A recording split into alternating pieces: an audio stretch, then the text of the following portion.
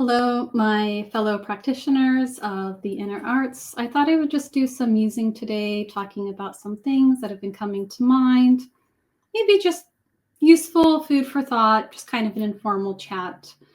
One thing I wanted to start with is when you're doing a practice, something I am finding really useful is to not see your development as linear, even though it is. So you like do this, then this, then this, then this, then this, then this, but kind of collapse time for a bit and just devote yourself and focus on the one practice, the one step, the one exercise you're doing.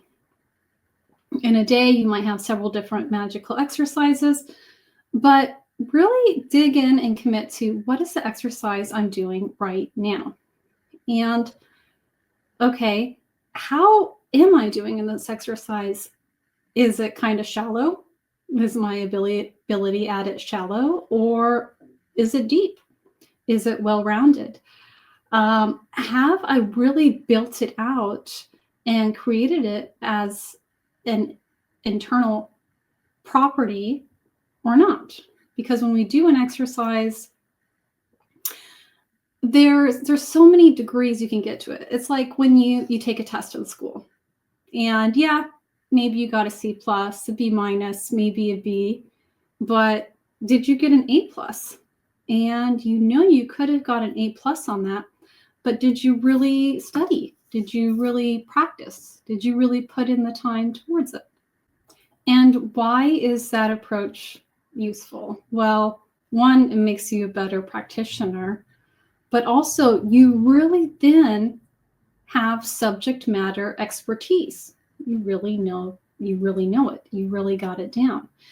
And then it's just part of your degree system. So if we consider this like going to college, you really have that subject down. So then when you're out in the field, say being a magician and the different planes, the different worlds, doing your work, you have true ownership of that ability.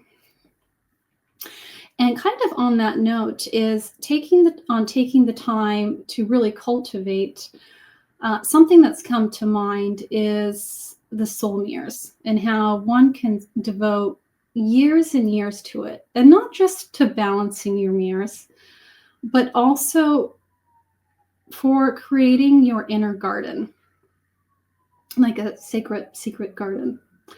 So through the work that's available in soul mirror work, you can really decorate and transform your inner world.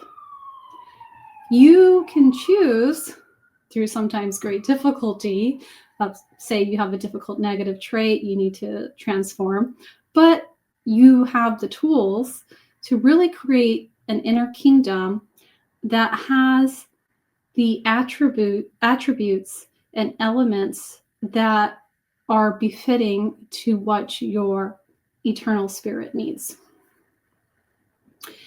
And on that point, also, we need to sometimes be willing to change ourselves to grow. We might have tendencies, we might have habits that as long as we stay in them, we're not going to grow. We're not going to reach our full potential. We're not going to transform. So it could be things within ourselves.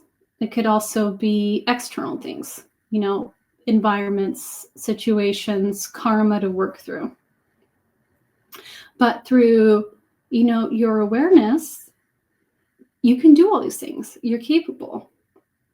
And there's kind of the two reference points. Yes, there's the ultimate end goal you may be working towards, say, uniting with your Godhead or doing some other magical feats that you may have as a personal goal for.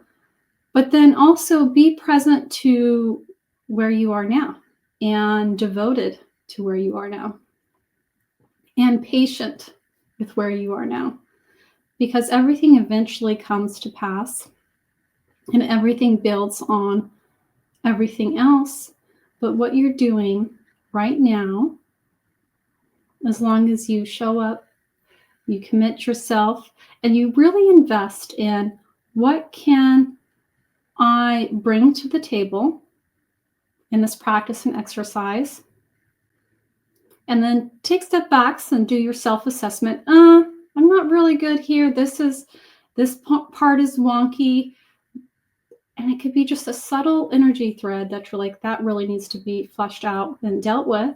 But then, like mentioned earlier, you can get it to where you have an A+ on that exercise and it becomes completely yours.